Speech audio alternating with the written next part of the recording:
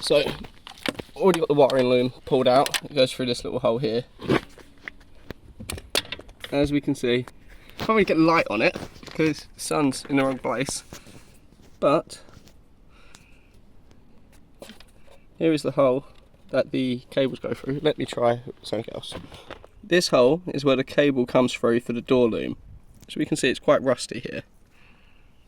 I've already got the cable pulled through. Started undoing the top hinge. I'm going to undo the bottom hinge next and take this door right off the car. This door had already dropped anyway, just making it very awkward to open and close. But I need to get that off so I can continue doing the black and rust treat all of this area. So as we can see, it's not bad, but it needs attention. Otherwise it will end up being bad in a few years. So there we go, the door is off. I had to ask one of the neighbours for a quick bit of help as I walked past. It's not a one person job, that. Fucking thing's heavy. I don't know if you're seeing it there, but I've got little lines on my fingers where it squashed them as I was holding it underneath while he undid the bolts. Bloody sore now. Anyway, see what we're dealing with. I can get in there, I can brush all of this cobwebby shit away. Sand and wire brush and treat all of this. Paint it, put it back together. I'm not going to paint it white. I'm probably just going to paint it black. And I'll probably come down to here. I don't really care, no one's going to see it. And it'll look a lot damn better than this. So I've got my sanding block with a bit of 40 grit. Yeah, 40 grit. I'm going to knock this off and then pick it up from there.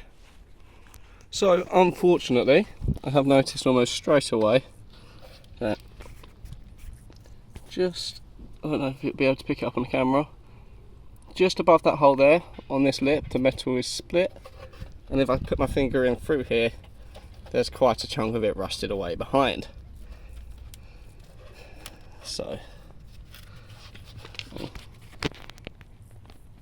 can kind of see I've just pushed that bit of metal. It's bent straight away, there we go. You can see it now. So that's more good news. I guess the car's a little bit more rotten than I initially expected. It's okay, it's not the end of the world, I can still fix it. Just won't be a case of sand it down and paint it today. So at this point I treated the whole A-pillar from top to bottom, gave it a good wire brush, assessed exactly where the worst bits were and left it at that.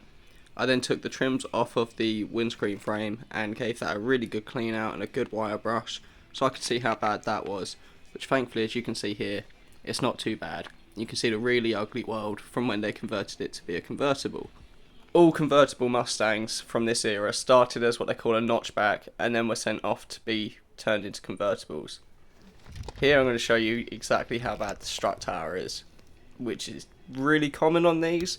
But I was hoping mine wasn't going to be like this because it had been stored on jack stands with a cover over it.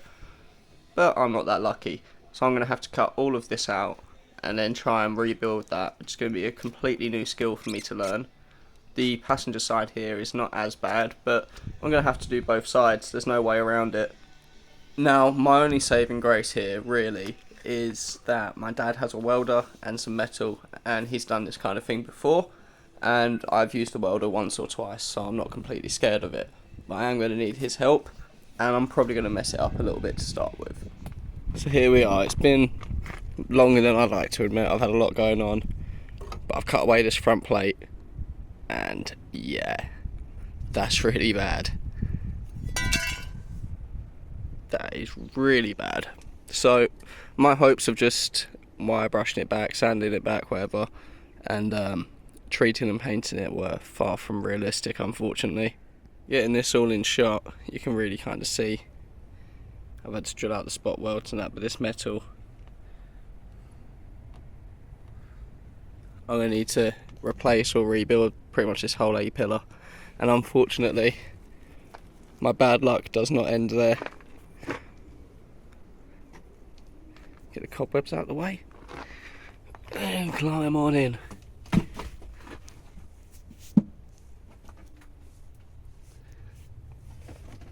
So here's the rear floor pan.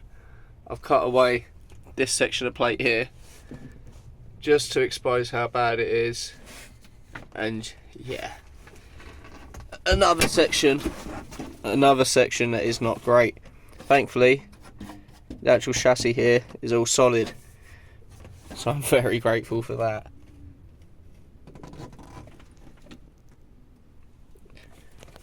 But I'm going to have to cut away more of this and then redo, or at least from here over a little patch down here. So I am actually in for a lot more rust repairs than originally anticipated, but I'm not going to give up. I'm not going to let it stop me. I'm going to continue kind of just soldiering on through it, and I will get this car saved. Just might take me a little while. So that pretty much wraps up where we've got to. We've got the dashboard loom all repaired, dashboard's loosely in the car, the engine harness loom, all of that. It's kind of roughly into its place. I figured out where things go, coils and little sensors and relays and things. The strut towers need to be cut out and replaced. That's going to be on my job. I'm not sure exactly when I'm going to be getting to that, but that is on my task of things to do, because it's all got to be this rust. That's all got to be the next thing to get repaired on this car, because there's no point bolting any nice parts onto a car where the sheet metal and parts of the frame even look like that.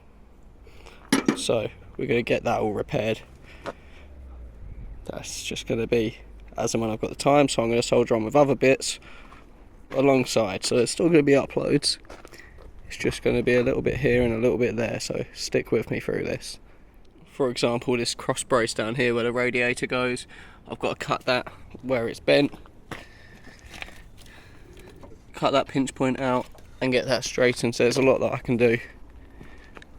As always, let me know in the comments your thoughts, give me some suggestions, maybe any pointers, any help. Like and subscribe, and remember to stick around for next time.